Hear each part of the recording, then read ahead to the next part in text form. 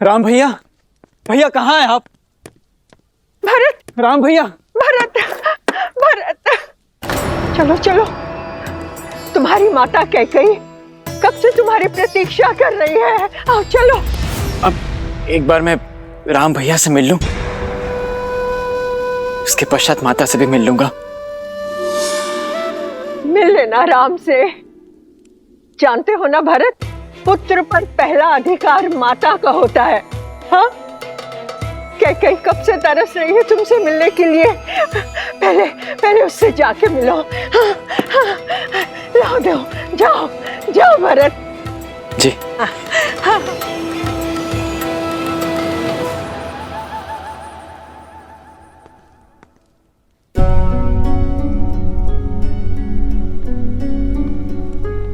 माता, आप कैसी हैं? आपको कितना स्मरण किया मैंने। और जानती हैं आप मां,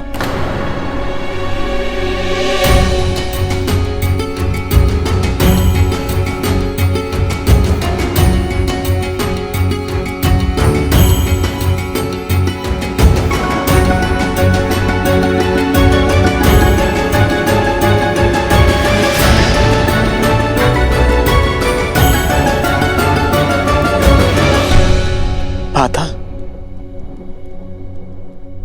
आपके चूड़ामणि, आपका ये वेश, सब क्या है मां? माता कह दीजिए मुझे कि जिस भय से मेरा मन ग्रस्त है वो सत्य नहीं। इस सृष्टि में जो जन्म लेता है उसे एक न एक दिन जाना पड़ता है पुत्र। नश्वर शरीर सबको छोड़ना पड़ता है। कोई कितना भी प्रयास, कितना भी प्रयत्न क्यों ना करे, किंतु अमर कोई नहीं।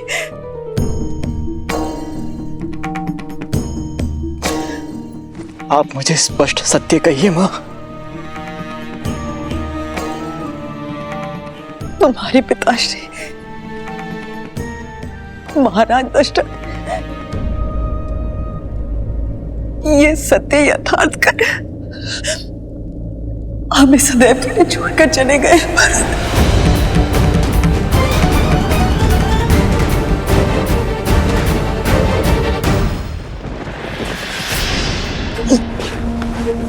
भरत, नहीं नहीं,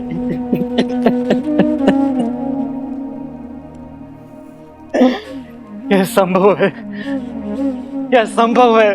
भरत, क्यों पिताश्री, क्यों आपने मेरा दायित्व भैया को नहीं सौंपा? क्यों आपने अपना ये कर्तव्य नहीं निभाया और मुझे अनाथ करके चले गए? और मैं अभागा अंतिम समय में उनके समीप न रह सका।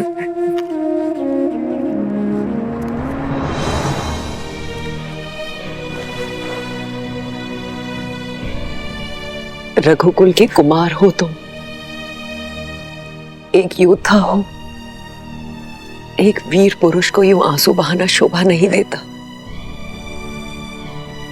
महाराज, अभी तो बहुत बड़े बड़े दायित्व निभाने हैं तुम्हें, बहुत बड़े बड़े। मां, क्या पिताश्री ने अंतिम समय मेरा स्मरण किया था?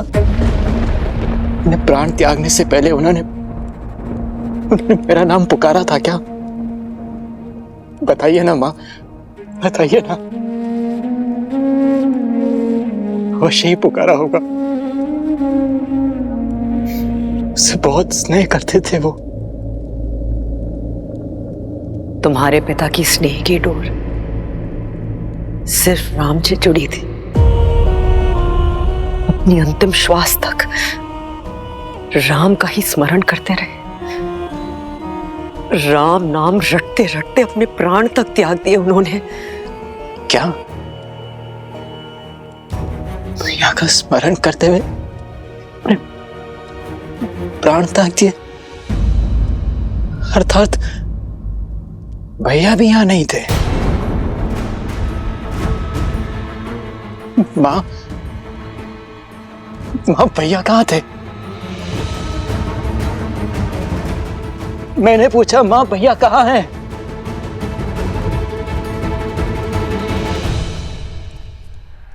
वन में।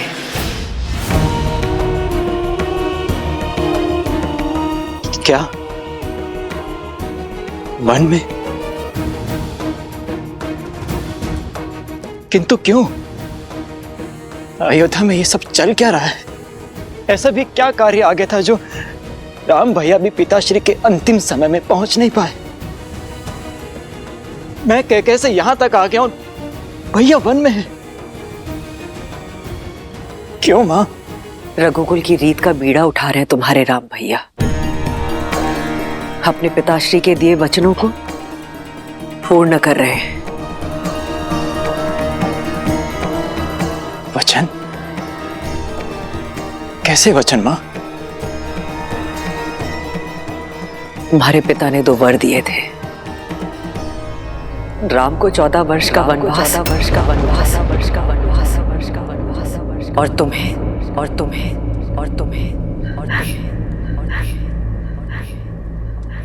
अयोध्या का सिंहासन।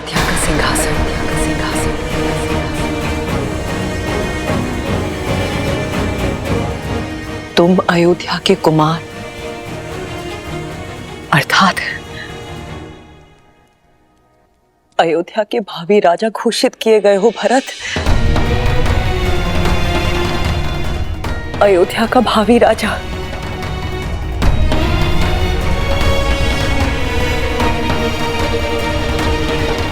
ये समय आंसू बहाने का नहीं है भरत।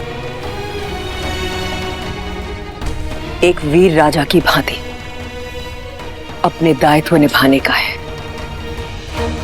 अपनी प्रजा पर अपनी छाप छोड़ने का है। एक वीर प्रबल योद्धा बनो और अपने सारे दायित्व निभाओ भरत। सत्य कहा मां आपने। अब समय आ गया है अपने दायित्वों को निभाने का, अपनी प्रजा पर छाप छोड़ने का। इस अयोध्या में जो काली मां फैली है उसे मिटाने का।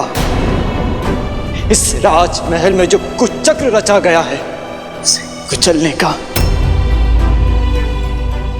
मां, मेरा पहला कर्तव्य उस षड्यंत्रकारी को खोजना जिसने मेरे पिताश्री को ऐसा वचन देने के लिए विवश किया, जिसने मेरे राम भैया को वनवास देने का वचन अपने मुख से निकाला। उसके शरीर से प्राण निकालना ही मेरा पहला कर्तव्य है।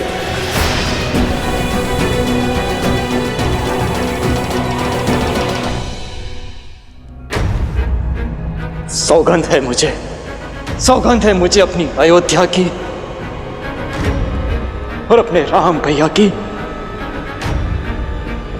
एक बार वो तुष्ट मुझे मिल जाए, उसे जीवित नहीं छोड़ेगा ये भरत।